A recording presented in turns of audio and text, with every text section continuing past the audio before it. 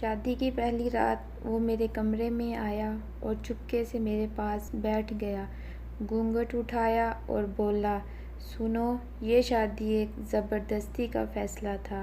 میں کسی اور کو چاہتا ہوں اور میرے گھر والے اس پر راضی نہیں ہوئے۔ ابا جان کو دل کی تکلیف تھی، اس لیے ان کے آگے لڑ نہ سکا۔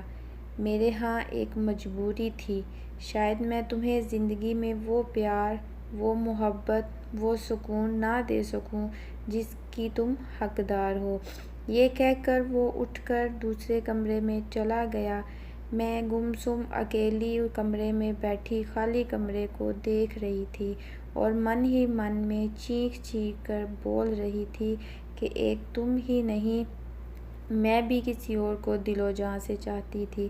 میرے گھر والوں نے بھی زبردستی میری شادی کر دی، لیکن میں تم نے تو یہ بات بول دی، لیکن میں یہ بات نہیں بول سکتی تھی۔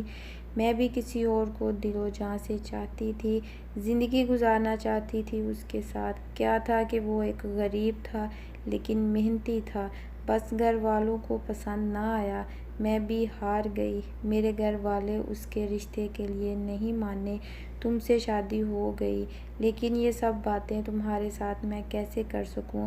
تم تو اتنی آسانی کے ساتھ کہہ کر اٹھ کر چلے گئے۔ نہ تو میں اپنے گھر والوں کو کچھ کہہ سکی اور نہ ہی تمہیں کچھ کہہ سکتی ہوں۔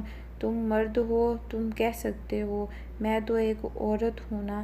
جذبات تھے، الفاظ بھی تھے میرے پاس، جیسے کہہ رہے ہو تم، چپ کی روایت توڑ دو، توڑ دو۔ میرے اندر کے جذبات مجھے بول رہے تھے چیخ چیخ کے کہ چپ کی روایت توڑ دو، آج توڑ دو، مگر حلق تک آتے آتے لفظوں نے اشکوں کی شکل اختیار کر لی۔